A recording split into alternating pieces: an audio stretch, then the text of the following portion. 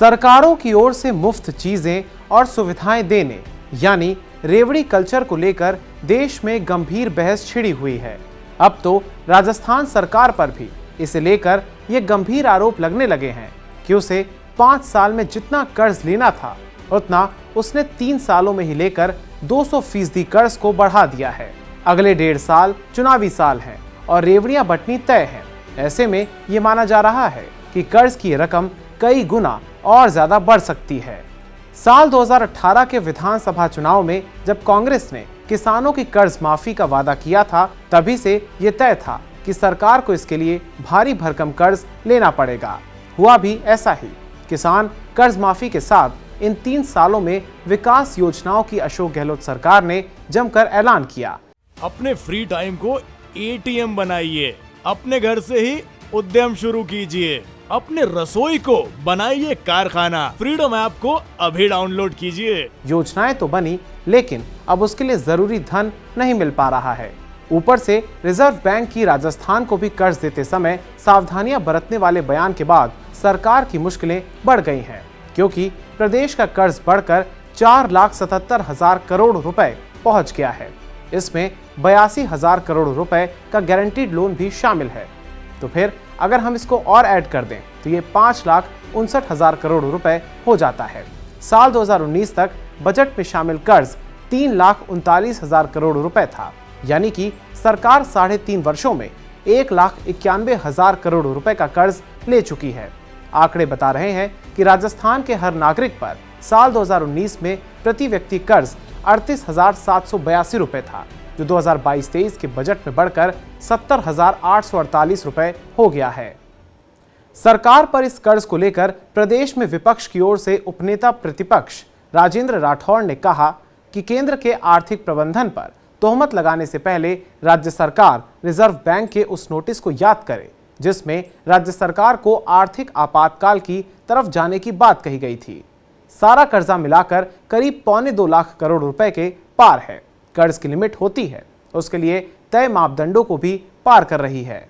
मैं समझता हूं कि केंद्र सरकार पर आर्थिक प्रबंधन पर तोहमत लगाने से पहले राजस्थान की सरकार को आरबीआई ने जो अभी उनको नोटिस देकर ये कहा है, रिजर्व बैंक ने कहा कि राजस्थान की सरकार आर्थिक आपातकाल की ओर बढ़ रही है। जीएसटीपी का 45% से ज़्यादा उन्होंने कर्जा लिया है और अब तो ब्याज चुकाने के लिए सरकार कर्जा लेने को मजबूर है।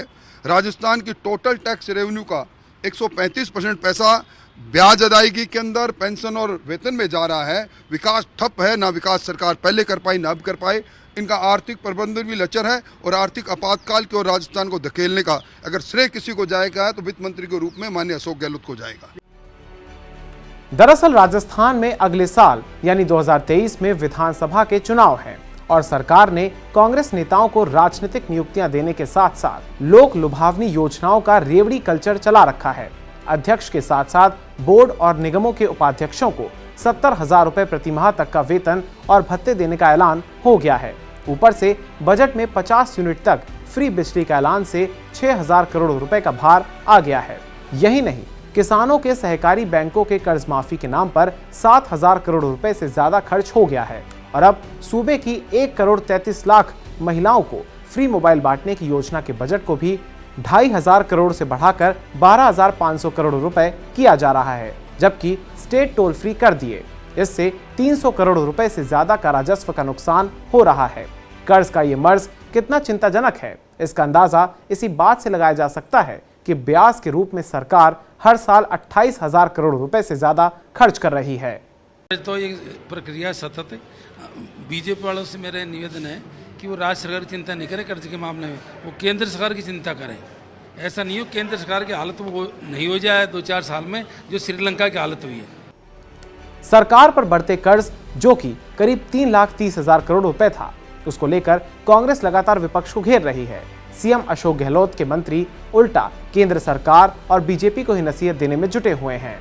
चिंता की बात तो यह है कि सरकार में बैठे लोग ये सभी बात अच्छी तरह से जानते और समझते भी हैं कि राजस्थान का कर्ज 200% बढ़कर अब 5,30,000 करोड़ रुपए से ज्यादा पहुंच गया है। यहाँ तक कि गहलोत सरकार ने 5 साल में जितना लोन लेना था उतना तो अकेले इन 3 वर्षों में उसने ले लिया और अगले 1.5 सालों में चुनावी मोड में सरकार का ये कर्ज कई गुना बढ़ जाएगा। और ऐसे में यदि सरकार इसी रफ्तार से लोन लेती रही तो 2 साल में 7 लाख करोड़ रुपए से ज्यादा का कर्ज चढ़ जाएगा।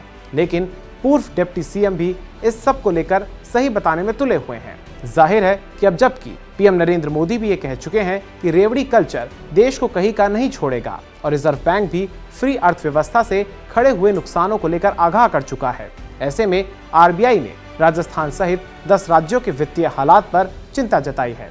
ऐसे में देखना होगा कि आखिरकार इस चुनावी साल में अशोक गहलोत इस कर्ज के मर्ज से किस तरह सूबे को उभार पाते हैं।